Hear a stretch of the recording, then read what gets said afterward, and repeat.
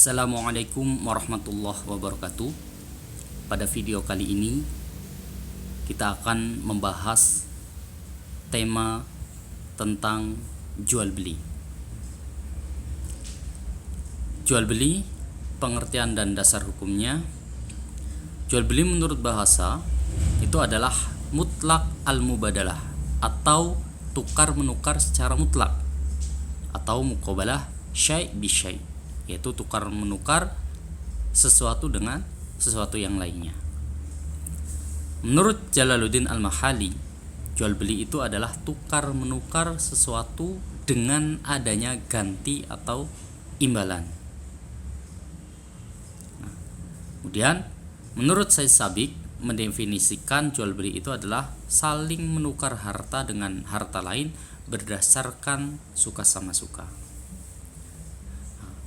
Sebenarnya banyak sekali pengertian dari kalangan ulama, yang mana setiap definisi itu akan bermuara pada pengertian jual beli, yaitu transaksi tukar menukar uang dengan barang berdasarkan suka sama suka atau antaradin menurut cara yang ditentukan syariat, baik dengan ijab qabul yang jelas atau dengan cara saling memberikan uang dan barang tanpa mengucapkan ijab qabul.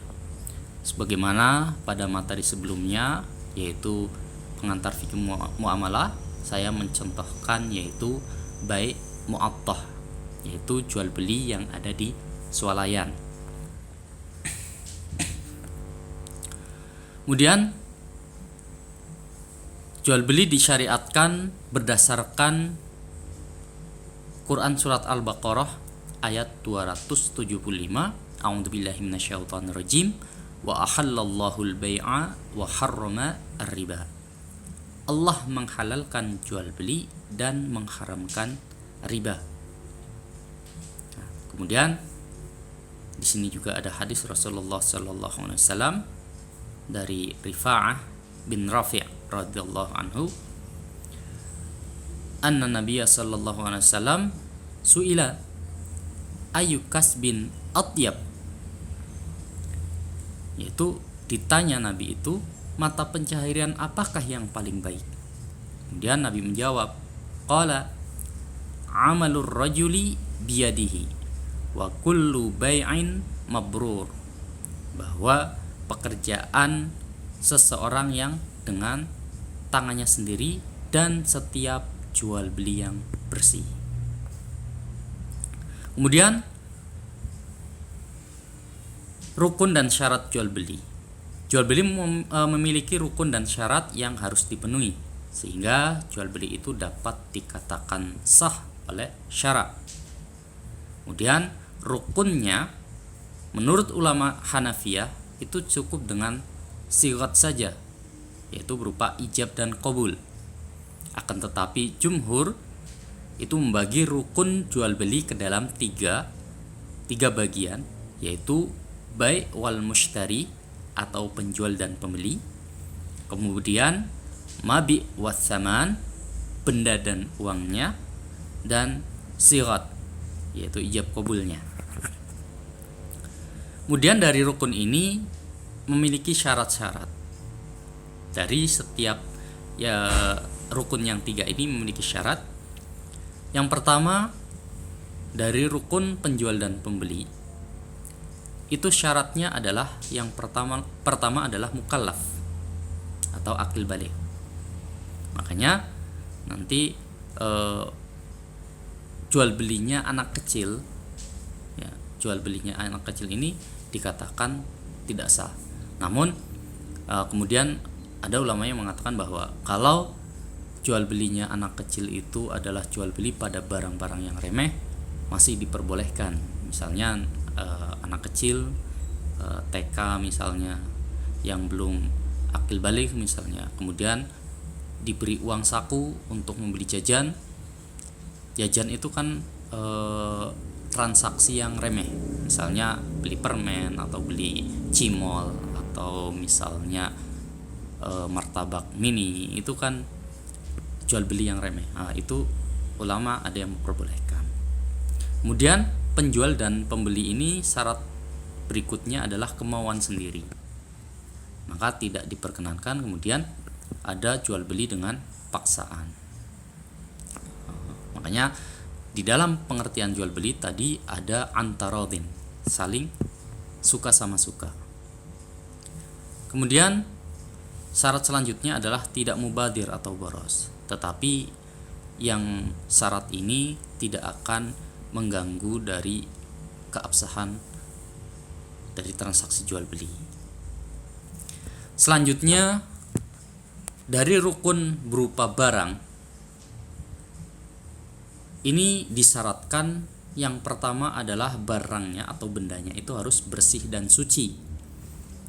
Maka sebagaimana dulu saya pernah mencontohkan, jual beli pupuk kandang itu secara syariat itu tidak diperbolehkan. Karena apa?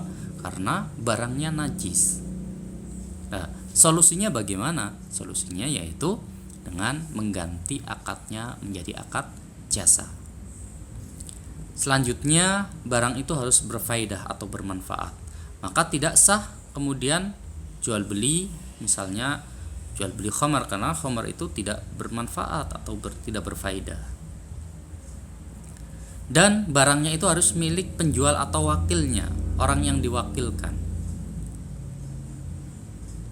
Jadi misalnya kita menjual barang milik orang lain tanpa sepengetahuan dari pemiliknya, maka jual belinya tidak sah, tidak diperbolehkan. Wakil juga diperbolehkan untuk menjual barang milik orang lain kalau sang pemilik ini kemudian mewakilkan kepada dirinya untuk menjualkan barangnya. Selanjutnya, bahwa barang itu bisa diserah terimakan kepada pembeli ketika akad. Nah, akan tetapi yang ini nanti akan berkembang. Sebagaimana misalnya kita jual beli online. Jual beli online itu tidak mungkin kemudian barangnya itu bisa diserah terimakan ketika akad itu. Karena nanti harus melalui pengiriman segala macam. Nah, ini juga nanti ada namanya jual beli salam seperti itu. Selanjutnya ini saya salah ketik, seharusnya keduanya baik penjual dan pembeli itu tahu jenis, kadar dan sifat barang. Makanya tidak diperbolehkan menjual sesuatu yang tidak jelas. Contohnya, saya mau menjual rumah di perumahan, tetapi saya tidak menyebutkan rumah saya itu nomor berapa di blok berapa. Nah, ini maka jual beli seperti itu, jual belinya fasid seperti itu, tidak sah. Selanjutnya dari rukun ijab qabul itu memiliki syarat. Yang pertama adalah ahliyah, jadi mampu. Nah, tadi contohnya misalnya jual beli yang dilakukan oleh anak kecil misalnya. Ini kan anak kecil kan misalnya yang masih belum balik seperti itu atau masih kecil sekali misalnya, malah ini kan tidak diperbolehkan. Misalnya diberi uang saku banyak jutaan, kemudian dia membeli HP seperti itu, jual belinya tidak sah. Kemudian bersamaan keduanya, yang syarat ini juga kemudian memiliki perkembangan karena ijab qabul pada saat ini tidak harus satu majelis. Kemudian ijab qabul itu harus jelas, transaksinya itu jelas bahwa transaksi yang menunjukkan jual beli. Baik, selanjutnya ada macam-macam jual beli, di mana jumhur fuqaha membagi jual beli ke dalam dua bagian. Yang pertama adalah jual beli sahih dan yang kedua adalah jual beli ghairu sahih. Kalau jual beli sahih berarti jual belinya sah, maka akan berimplikasi pada perpindahan hak milik. Dan yang kedua adalah jual beli ghairu sahih, jual beli yang tidak sah. Maka tidak akan ada perpindahan kepemilikan. Nah, jadi jual beli sahih itu jual beli yang disyariatkan menurut asal dan sifat-sifatnya dan terpenuhi rukun-rukun dan syaratnya. Jual beli sahih memiliki implikasi hukum berupa perpindahan kepemilikan benda. Dan yang kedua itu jual beli ghairi sahih, yaitu jual beli yang tidak terpenuhi rukun dan syaratnya dan tidak memiliki implikasi hukum. Maksudnya tidak ada perpindahan hak kepemilikan. Kalau jual beli sahih ya hanya satu, namanya jual beli sahih, jual beli yang sah. Tetapi jual beli ghairi sahih dibagi menjadi dua.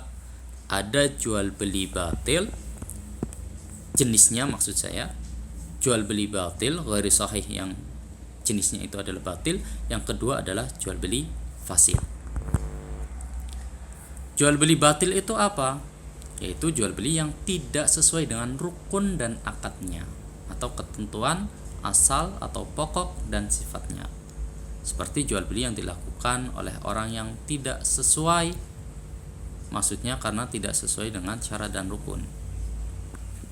Nah, contohnya tadi akad yang dilakukan anak kecil yang belum mumayyiz, atau jual beli yang dilakukan oleh orang yang gila,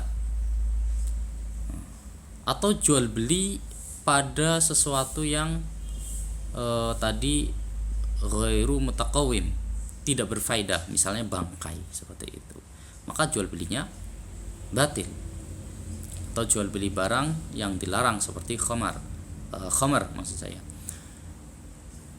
Jadi sejak awal itu sudah tidak sah, karena memang secara syarat daripada barang itu misalnya jual beli khamar itu jual beli barang yang ghairu mutaqawim, tidak berfaedah. Jadi dari awal itu sudah ada yang membatalkan.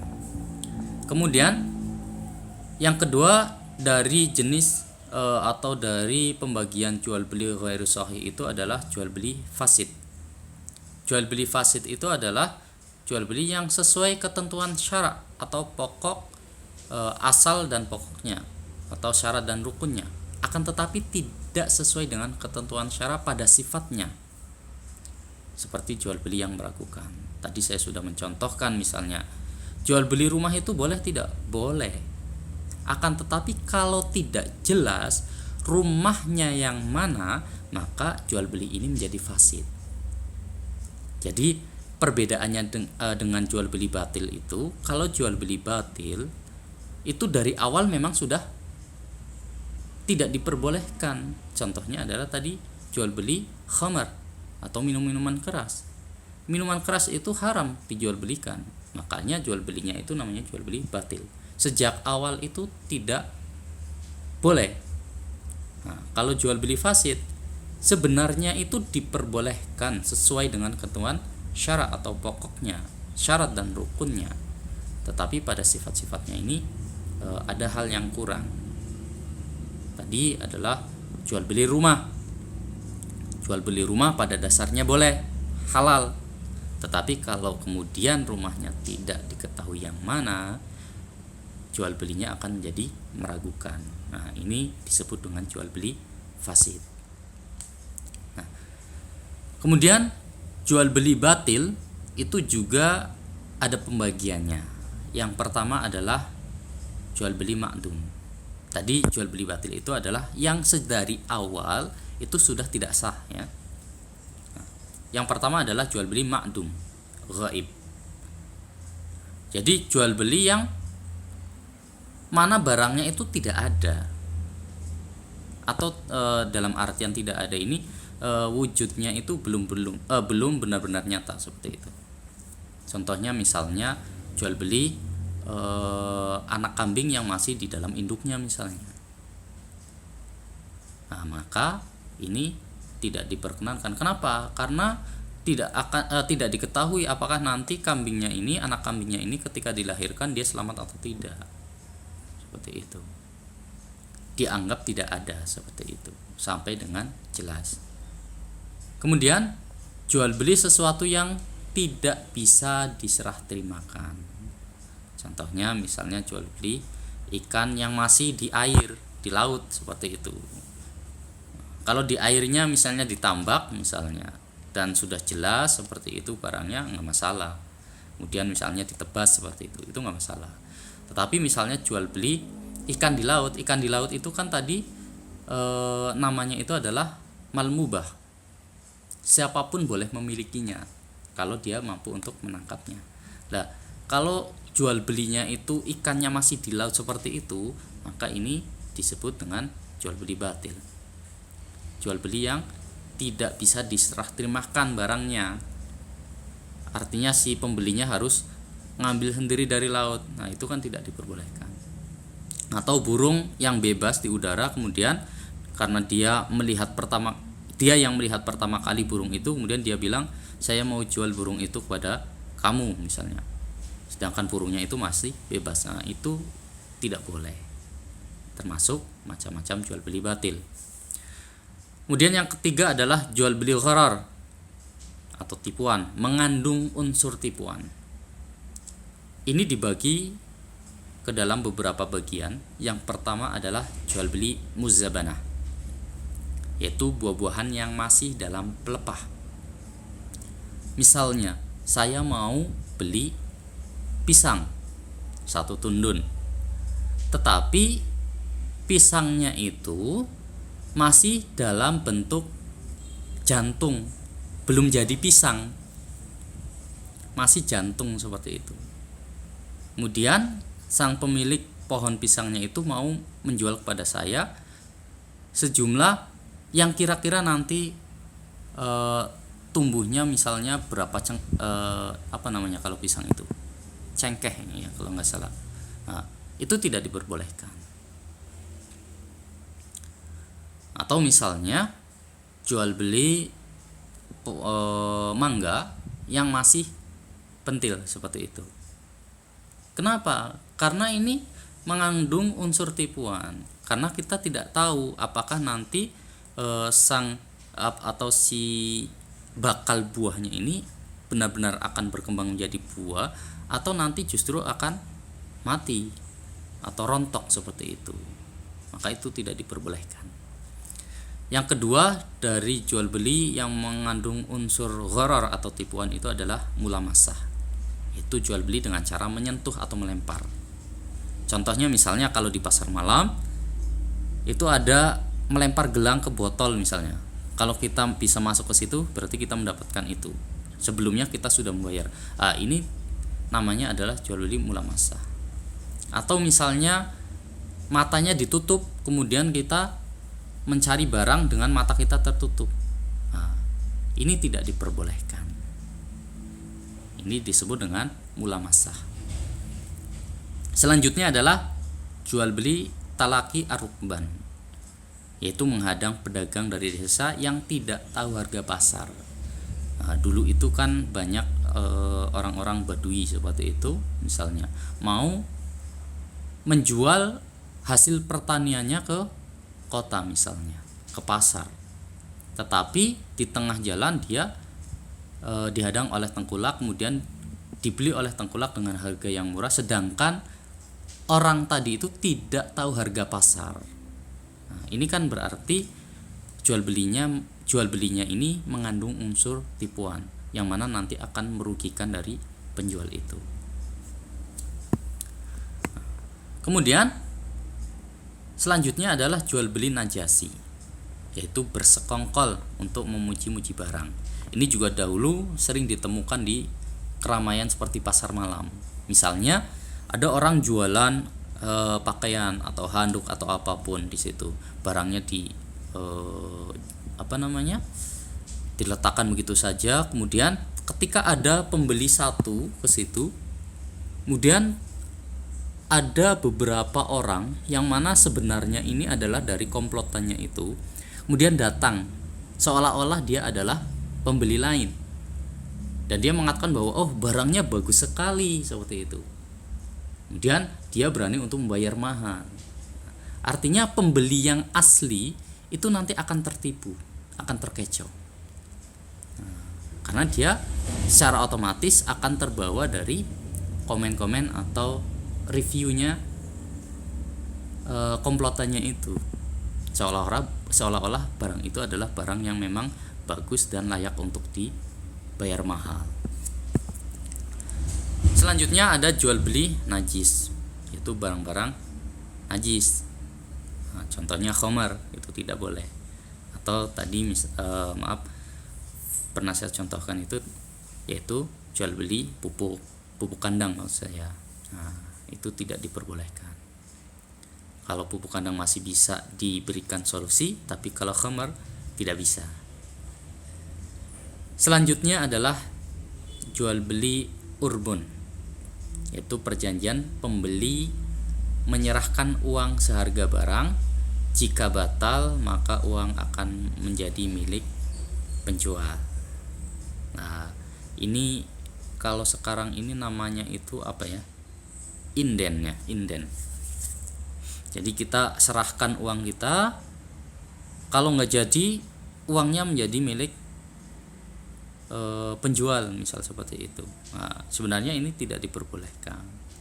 Lah, bagaimana kalau kasusnya adalah misalnya kita mau beli sesuatu yang belum ada, misalnya di dealer, kemudian kita pesan, kita inden, kita bayar sejumlah uang.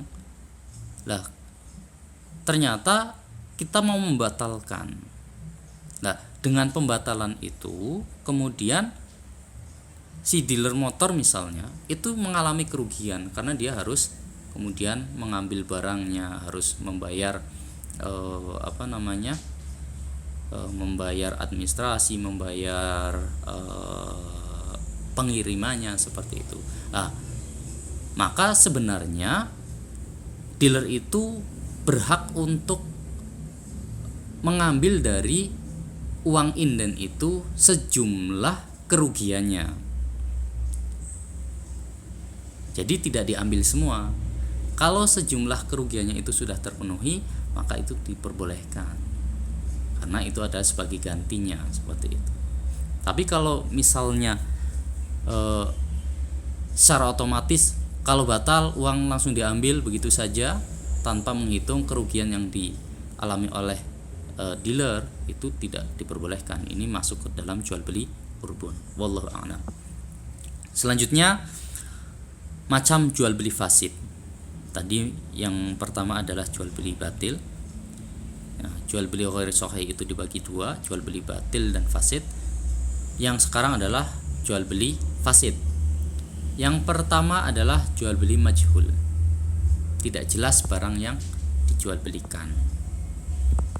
Contohnya tadi sudah diberikan, yaitu jual beli rumah, ya, jual beli rumah majhul, tidak jelas barangnya, tidak jelas rumah yang mana. Nah, yang seharusnya jual beli rumah itu diperbolehkan, karena di sini tidak jelas rumah yang mana, maka akhirnya menjadi jual beli fasid, rusak. Fasid itu dari kata fasada, rusak. Kemudian jual beli yang digantungkan kepada syarat dan jual beli pada masa yang akan datang.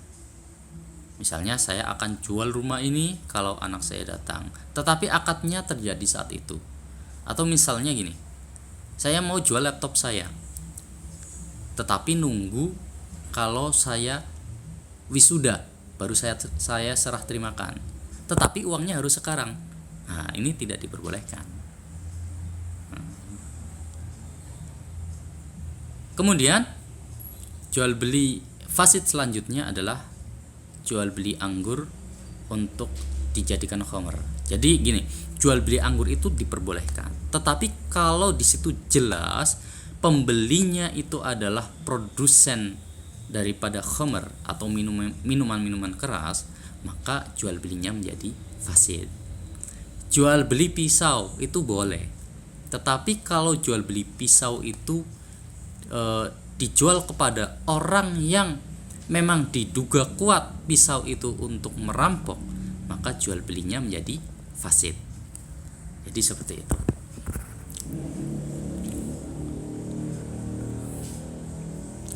Selanjutnya adalah murabahah. Pengertian secara bahasa murabahah berasal dari kata ar-ribhu yang berarti an-nama, yaitu artinya adalah tumbuh dan berkembang. Atau murabahah juga berarti al-irbah. Al-irbah yaitu karena salah satu dari dua orang yang bertransaksi memberikan keuntungan kepada yang lainnya. Murabahah ini adalah akad jual beli barang dengan menyatakan harga perolehan dan keuntungan atau marginnya yang disepakati oleh penjual dan pembeli. Ini misalnya kita misalnya datang ke lembaga keuangan, kemudian kita mengatakan bahwa saya membutuhkan sepeda motor Tosa misalnya untuk berbisnis, misalnya untuk angkut-angkut barang, tapi nggak punya uang. Kemudian kita datang ke lembaga keuangan itu, kemudian mau membelikannya Tosa itu,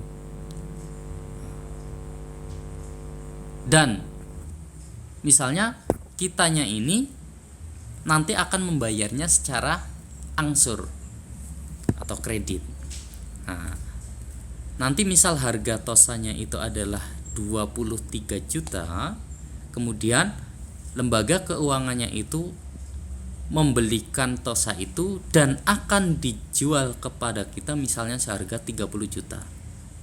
Jadi dia akan mendapatkan keuntungan sejumlah 7 juta dari penjualannya itu. Tetapi kitanya kepada lembaga keuangan itu membayarnya secara cicil, secara tempo, seperti itu. Kita dan lembaga keuangannya itu sama-sama tahu bahwa harga Tosanya itu adalah 23 juta, tetapi nanti lembaga keuangannya itu membelikan Tosa itu dan menjual ke kita seharga 30 juta, seperti itu. Jadi murabahah itu seperti itu.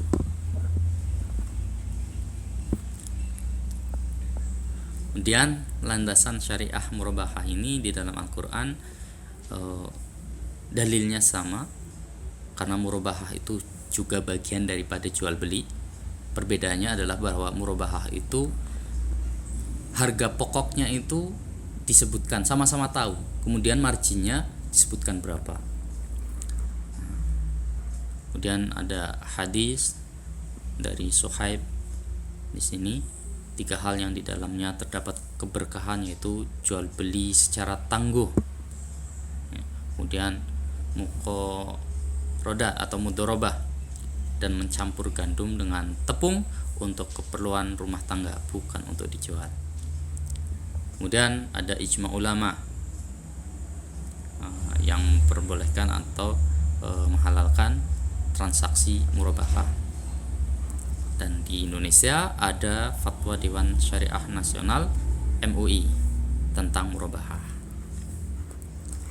Kemudian rukun murabahah ini menurut jumhur ulama ada 4 rukun, yaitu yang menjual dan yang membeli, kemudian sirat, dan barang atau sesuatu yang diakadkan. Sebenarnya sama dengan rukun daripada jual beli pada umumnya. Kemudian syarat dan ketentuan murabahah, bahwa penjual memberitahu biaya modal kepada nasabah. Tadi seperti contohnya adalah harga Tosanya itu 23 juta, seperti itu. Kemudian kontrak pertama harus sah sesuai dengan rukun yang telah ditetapkan. Kemudian kontrak harus bebas dari riba. Kemudian penjual harus menjelaskan kepada pembeli bila terjadi cacat atas barang sesuai pembelian. Kemudian penjual harus menyampaikan semua hal yang berkaitan dengan pembelian, misalnya jika pembelian dilakukan secara hutang. Nah, ini ada skemanya. Jadi misalnya kita datang ke bank, misalnya bank syariah misalnya, atau WMT seperti itu. Datang, saya mau beli barang, saya membutuhkan barang seperti itu, tapi nggak punya uang. Saya ingin dibelikan barang, nanti saya akan membayar pada bank dengan cara mencicil seperti itu. Nah, kemudian setelah itu bank akan menghubungi supplier seperti itu. Bank akan menghubungi supplier, atau biasanya yang terjadi itu tidak seperti itu, dan ini juga biasanya menjadi kritik masukan kepada bank-bank syariah seperti itu, karena biasanya di situ yang membeli itu bukan bank, tetapi nanti yang membeli itu nasabah itu sendiri. Sedangkan biasanya uang yang diberikan itu biasanya lebih seperti itu, tidak sesuai dengan harga barang. Nah, jadi setelah negosiasi, kemudian seharusnya itu adalah bank membelikan barang yang diminta, kemudian baru akad lagi dengan nasabah tadi. Akad, yaitu akadnya murabahah. Tetapi yang terjadi biasanya bank itu hanya memberikan uangnya sejumlah yang dibutuhkan, dan kemudian mewakilkan kepada nasabahnya seperti itu. Nah, setelah barang diterima, nanti baru nasabah itu akan membayarnya secara berjangka, biasanya seperti itu.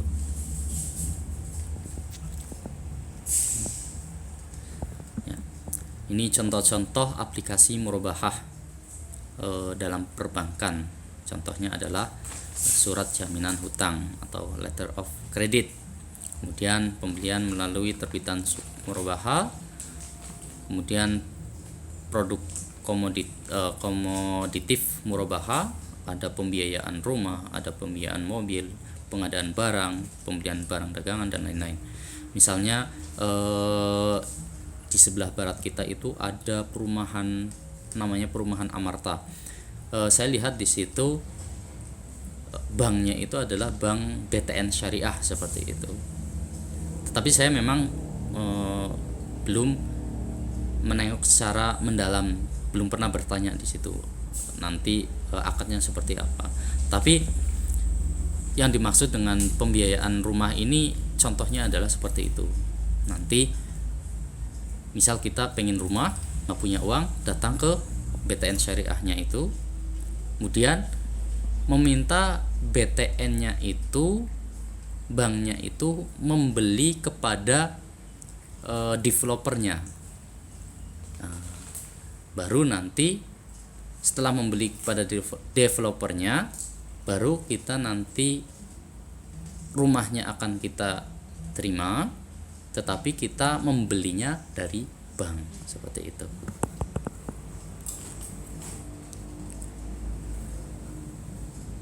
Dan selanjutnya adalah akad salam atau pesan.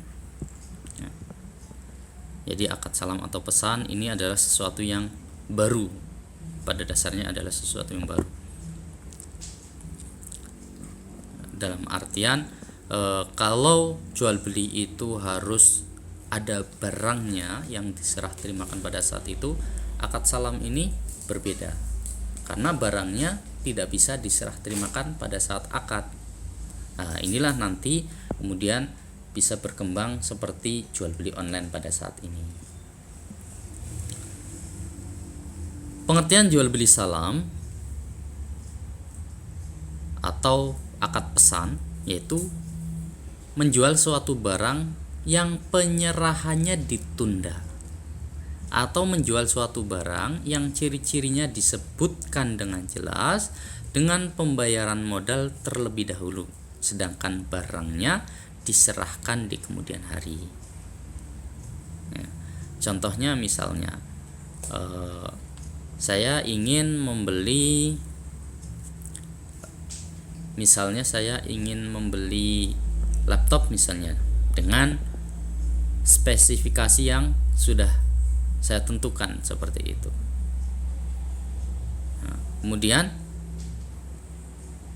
barang itu, laptop itu kan sudah ada di pasaran, tetapi barangnya belum ada pada saat itu. Nah, artinya apa? Saya memesan kepada supplier itu tadi atau penjualnya itu.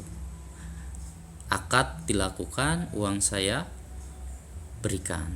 Kemudian baru nanti supplier itulah atau penjual itulah yang nanti akan mencarikan barang yang sesuai dengan pesanan saya, dan baru nanti di kemudian hari ketika dia telah mendapatkannya akan diserahkan kepada saya. Nah, kemudian rukun dan syaratnya ada muslam atau pembeli, muslam ilai penjual, kemudian modal atau uang, muslam fih atau barangnya, dan sigat atau ijab kabul. Nah, ini ada syarat-syarat salam. Itu uangnya dibayar di tempat akad. Berarti pembayaran dilakukan terlebih dahulu. Kemudian barangnya menjadi utang bagi penjual. Kenapa? Karena tadi dia harus mencari barangnya setelah akad itu dilakukan. Kemudian barangnya dapat diberikan sesuai dengan waktu yang dijanjikan. Nah, berarti pada waktu dijanjikan barang tersebut harus sudah ada. Kemudian barang tersebut hendaknya jelas spesifikasinya, ukurannya, takarannya atau bilangannya menurut kebiasaan cara menjual barang itu.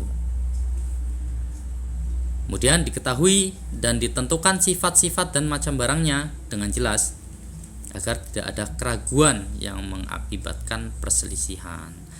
Nah, makanya misalnya kita jual beli online, si penjual ini harus mendeskripsikan barangnya dengan jelas. Harus benar-benar jelas dan tidak ada unsur tipuan. Kemudian selanjutnya disebutkan tempat menerimanya, karena memang setelah terjadi akad jual beli itu kan tidak di dalam, kemudian mereka berpisah tidak dalam satu majelis, atau misalnya jual beli online ya harus diketahui di mana barang itu akan dikirimkan. Kemudian istisna. Istisna ini adalah hampir sama seperti salam.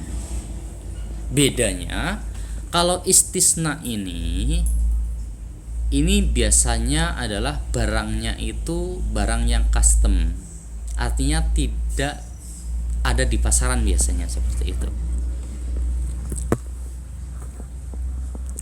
Al-istisna adalah akad jual beli pesanan antara pihak produsen atau pengrajin ataupun penerima pesanan yaitu sani dengan pemesan mustasni untuk membuat suatu produk barang dengan spesifikasi tertentu, di mana bahan baku dan biaya produksi menjadi tanggung jawab pihak produsen, sedangkan sistem pembayarannya bisa dilakukan di awal, di tengah, atau di akhir. Contohnya misalnya saya mau dibuatkan baju misalnya seperti itu. Kemudian saya datang ke tukang jahit, saya mau dibuatkan baju dengan spesifikasi seperti ini, dengan ukuran badan saya seperti itu. Kemudian penjahitnya itu kemudian mencari bahannya sesuai dengan keinginan saya dan membuatkannya sesuai dengan model yang saya mau. Atau saya datang ke tukang furnitur misalnya, saya mau dibuatkan kitchen set misalnya dengan ukuran ini, kemudian kompornya harus seperti ini, tempat cuciannya harus seperti ini, kemudian misalnya ada tempat untuk kulkas atau lemari es.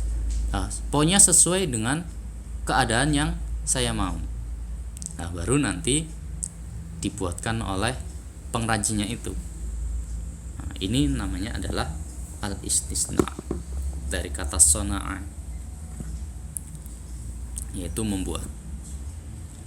Nah, baik, demikian pembelajaran pada kali ini.